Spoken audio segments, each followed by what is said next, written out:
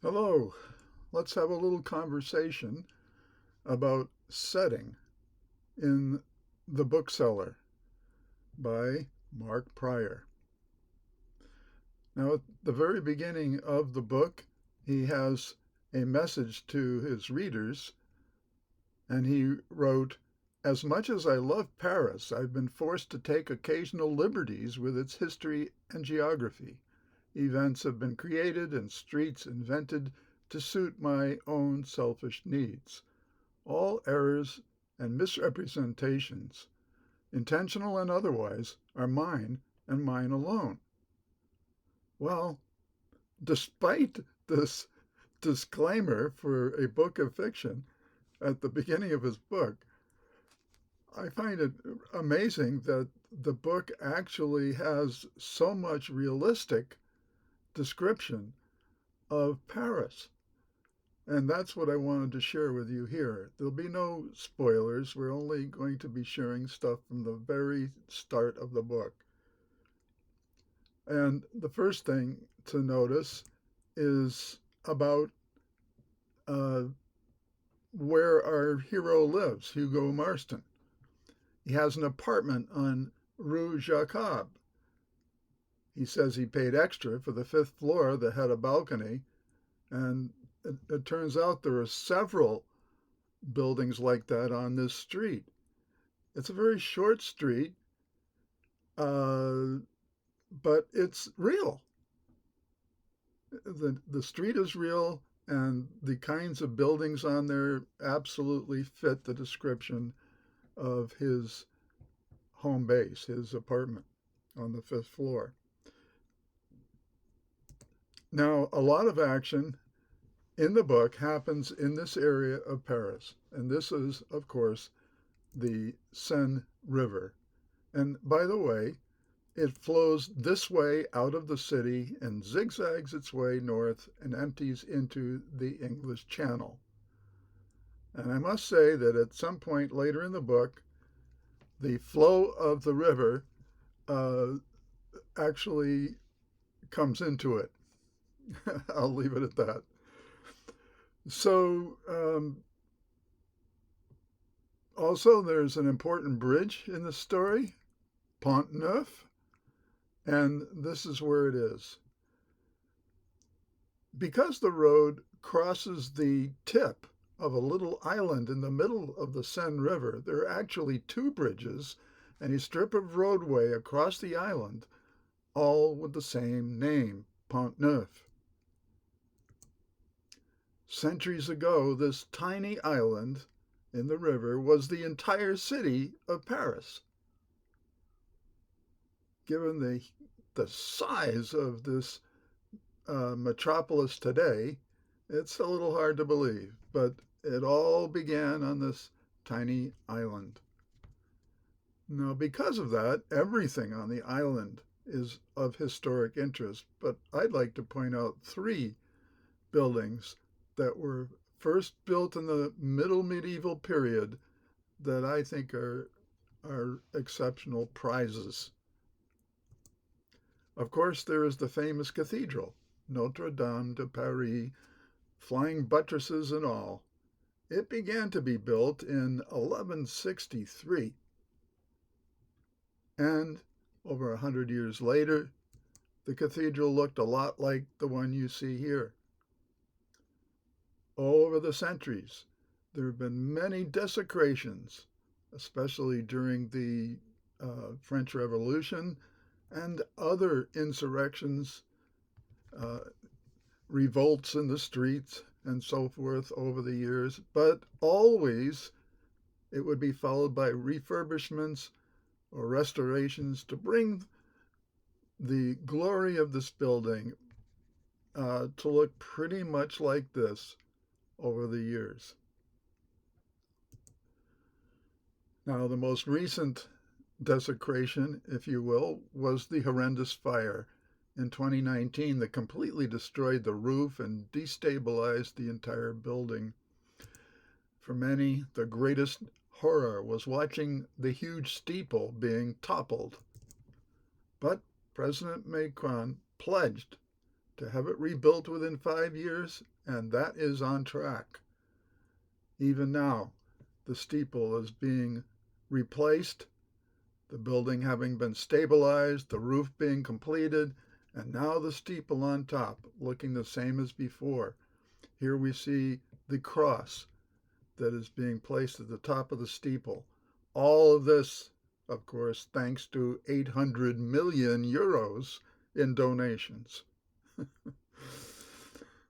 Now, I ran across a painting while looking for information, geographic information and pictures. I found this painting from 1910 showing visitors on the roofline getting a close-up view of the gargoyles and other architectural features, as well as having a very nice view of the city.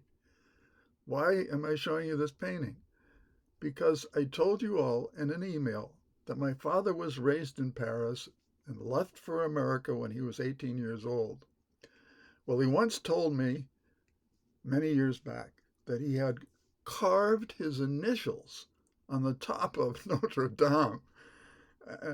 This is when he was a teenager, a young rascal. Well, I could never understand how he got up there. I picture that, I see these pictures. I went there once and saw the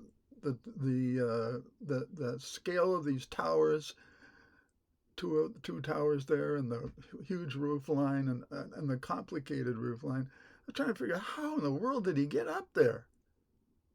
I never really asked him about it, and never knew anything more than just that story that he had said that he had put his initials up there. Now I understand. All he did was what many others did back in that day, because this painting would have been just about the same time he'd gone up there. He just took a stairway up, probably to this balcony or this lookout point available to many citizens, and then went in some corner and sneakily put his initials there. Anyway, Notre Dame. Well, the second great historic building on the island is Sainte-Chapelle. If anything in Paris can be the greatest, to me it's Sainte-Chapelle, built in the 1200s by King Louis IX to house his immense collection of relics, including the crown of thorns. They were displayed in golden cases. Of course, access was limited by the king for just his family and his royal guests. Naturally, he had all of this to impress people, you could say. And his palace was adjacent to and connected to this chapel. The whole project served to exalt the monarchy and the Kingdom of France. Again, a lot was destroyed during the Revolution 500 years later, when the Enlightenment went dark, and a decades-long restoration in the 19th century brought it back to life, replacing all of these little panels, over 1,000 stained glass panels relating the history of the world according to the Bible and ongoing up to the arrival of the relics in Paris in the 13th century. And the crown jewel being the giant round window on the west end, known since the 15th century as the Rose of the Apocalypse. I think that's kind of odd, the name of it, and just the whole idea of it. A beautiful shape, like a flower, like a rose. And what is the subject matter? Scenes of the end of the world. Weird. But incredibly beautiful, standing inside Sainte-Chapelle and looking up at those stained glass windows is just breathtaking. Right beside Sainte-Chapelle is the third building I want to mention to you. It's actually a group of buildings that were part of the original palace of the monarchy, going back to the medieval period. All of these buildings evolved into the palace, using the same name, Palace of Justice. And if you look straight ahead and to the left, those are courthouses. You can see the Sainte-Chapelle there right up in the corner. So it's nestled in, beside, behind, and completely around that chapel. But courthouse to your left, courthouse straight ahead, and to your right is what was called the concierge, the dreaded prison, built in 1380 and used continuously from 1380, think of it, all the way to 1936. So when my father was in Paris, it was still used as a prison. And because of World War I and many men being unavailable for what should you say, routine jobs, my father got a job working in the courthouse here from the age of 14 to 16 for 2 years, a little more than 2 years, uh, running errands for lawyers and judges to find files in the attic of this building.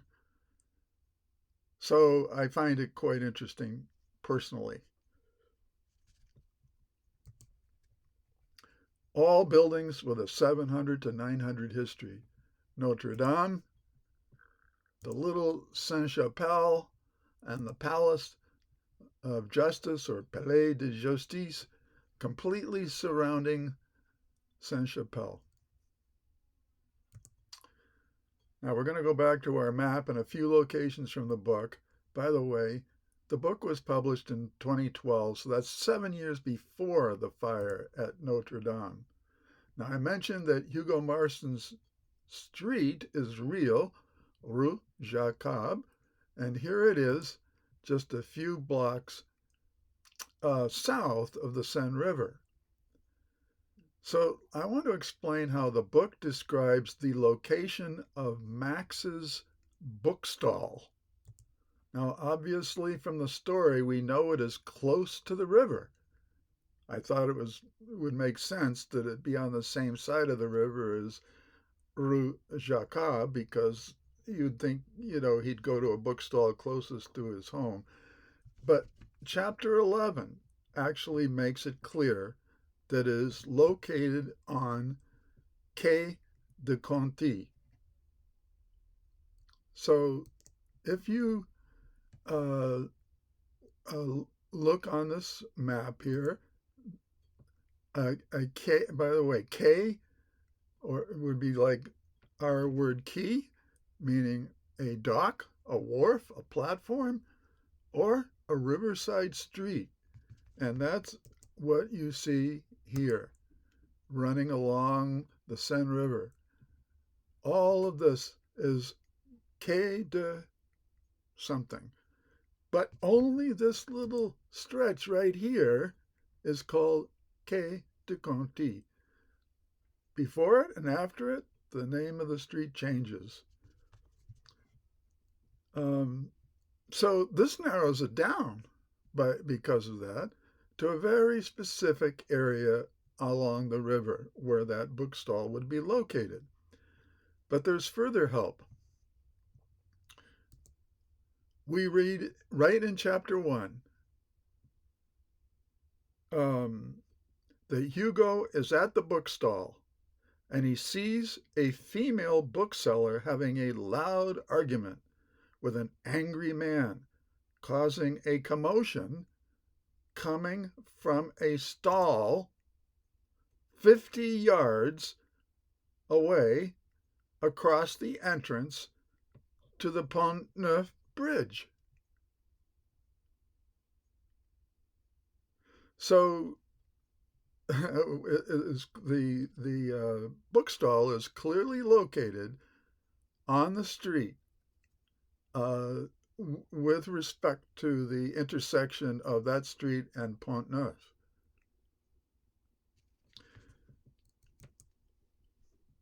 Here's a picture.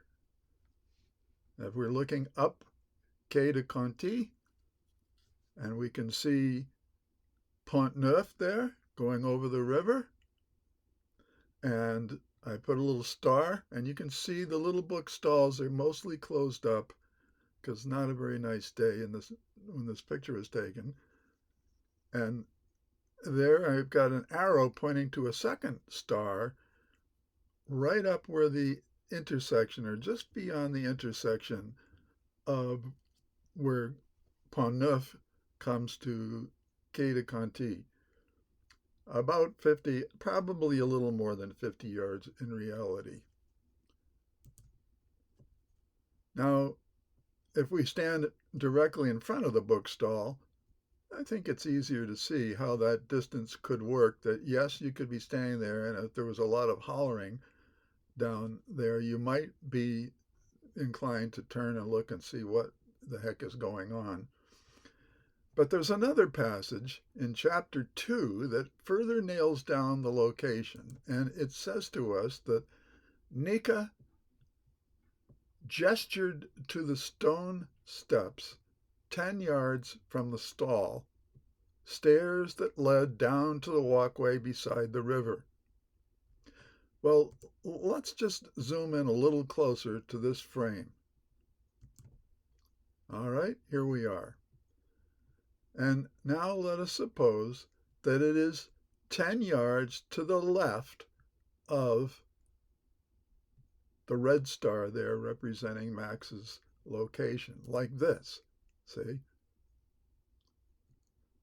So let's have a look at that visually. If this is his presumed bookstall, and you look about 10 yards down just down to the left a little bit, and let's get a little closer there, we'll see that there's an opening in the stone wall. And that opening is to a stairway, just as the book says. There's definitely a stairway there. And this is what it looks like if you go down the stairs and look back up to the street. Yeah, you can see the bridge. You can see the little, this is the real dockside, or, quay, as we would call it, or quai in French,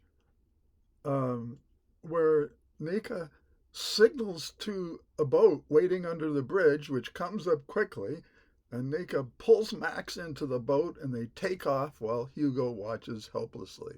That's the introduction to the book, and meant to kind of pull us into the story. Well, here's just a picture with a bookstall opened up to get an idea of what it looks like. There's a little awning here, and the kinds of things, books, old newspapers, nature engravings, posters, coins, trinkets, and so forth that they sell. One other quick topic, Hugo's workplace, the U.S. Embassy. On the property, the embassy property, there are a total of 3 buildings. This is one of them. One other building is the ambassador's residence building. I'm not really sure what the other is all about, but this is the embassy, and this is where it's located. So he's supposedly on vacation, and he doesn't have to report there at any particular time, but still he makes use of his embassy office to work on this private case of his in this book. And in chapter 6, he walks from his apartment to the embassy. In fact, there's no evidence in the book at all that he owns a car. Google says it's a 29-minute walk without stopping for coffee, I suppose. And it would be about the same. It's only about a minute difference if he detours across a different bridge and walks through that green space there, the giant garden, Jardin des Tuileries, or however you say it. A beautiful garden, park. Either way, it's a 30-minute walk. Anyway, just to give you a little orientation, which I hope helps you to enjoy the bookseller and how the book gives you many guided walks through Paris. Enjoy.